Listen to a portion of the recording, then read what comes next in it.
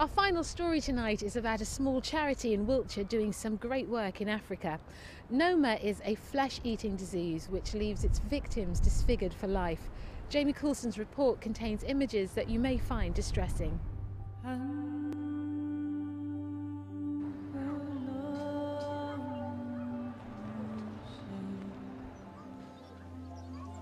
Ethiopia, a colourful and welcoming country, but one that struggles with a history of war, disease and famine. Who can forget the images of 1984 when children were dying in the street? Even now, half the population lives under the poverty line, and 1 child in every 10 will die before its first birthday. Hidden among Ethiopia's statistics are the adults and children who suffer with Noma, a terrible disease that literally eats the skin from their face. It targets those who are malnourished, and what starts off as an ulcer rapidly turns into a gangrenous infection.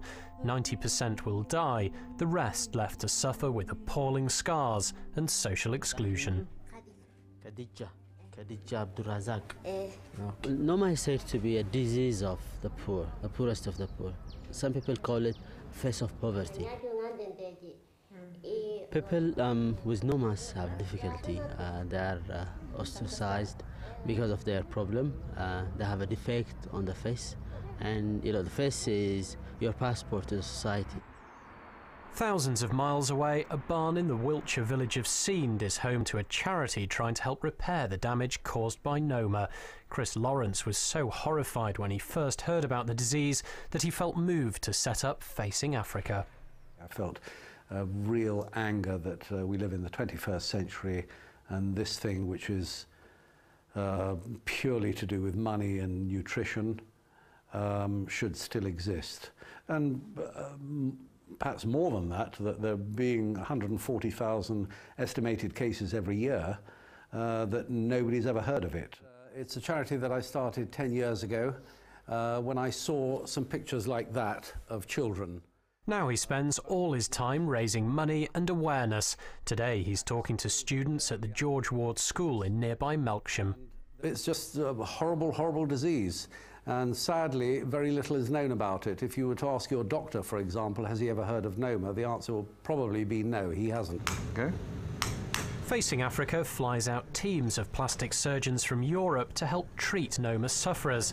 Today, consultant surgeon Roux Fourie is performing a nose job here in the UK, but soon he'll be taking a team to Ethiopia to work unpaid in much more difficult conditions. We're going to get people who need their whole face or lower face and jaws rebuilding. When we operate here, we've got state-of-the-art equipment. If we want something, we haven't got it, we get on the telephone and we get on to another hospital. We get it within 30 minutes. We're going there and we don't know what we're going to get. We need to go to B&Q or somewhere, or pound shop, and buy some histoacryl glue. Yes. Super glue. Super glue, yeah. It's normal super glue. Normal super glue. Going back to Africa, and my accent's South African, going back and giving something back and treating these people, it makes life worthwhile.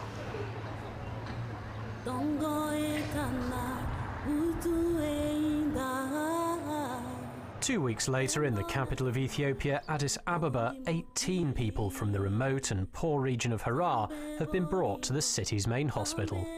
It's taken months of work by the charities Facing Africa and Project Harar just to get these people here, and now they're days away from surgery that could change their lives. Okay, this is Tesfu Hassan, and she has been living with this since she's 1 year old. With no lower lip and a deformed jaw, Tess is one of the easier patients to treat, but it comes with a cost. You'll have to explain to her that she's going to lose her teeth. Most of the patients waiting to see the doctors are victims of Noma, but not all of them. Ahmeddin is a 12-year-old boy. He sustained a hyena bite. A hyena bite. Oh, hyena. Yes. A hyena bite about 6 months back. I've seen hippopotamus bites, I've seen crocodile bites, I've seen ostrich bites, I've never seen a hyena bite. As word spreads the teams in town, more and more people turn up. but not everyone can be treated.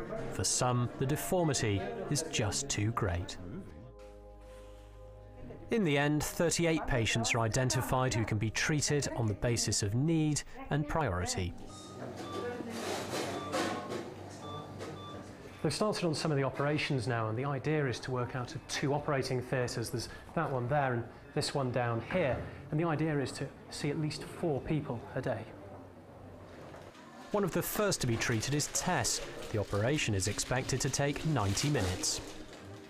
But even if it's a simple procedure and one the local doctors can learn to perform.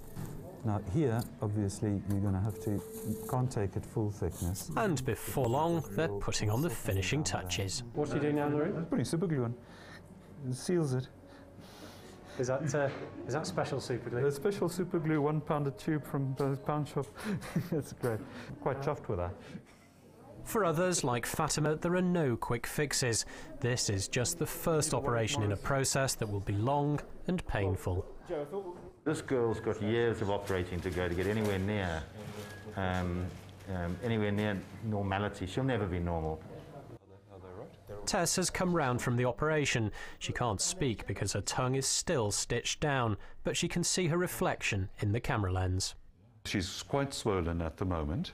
I think it's a very nice result for a total lip reconstruction. I think it's quite good. I cannot explain to you the sense of achievement that I've had 2 days into this mission, just by 2 patients we did today, who I can honestly say we've changed their life. And it makes you feel humble, and it makes you feel very, very proud.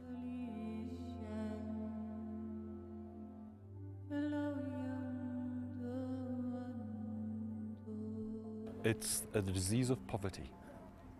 It happens in people who are undernourished, who do not have access to modern medicine. We've seen some pretty horrific things in the past 2 days. That's the tip of the iceberg. The other 99% died.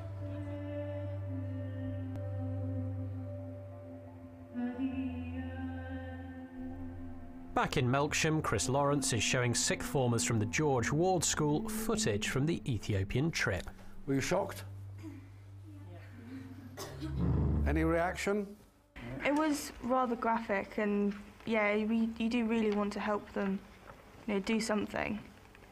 Just send more money or send more people. Yeah, I thought it was upsetting and really graphical, and I had to look away a few times because I couldn't see all the pictures. But Noma is because it's so visual and it's so horrific, it does jolt people, and you can see a reaction and you can feel the reaction. I've had people saying, I don't want to look at that, and I said, well, look at it, don't bury your head in the sand. These things do exist, and you should be aware of it, just like lots of other bad things in this world.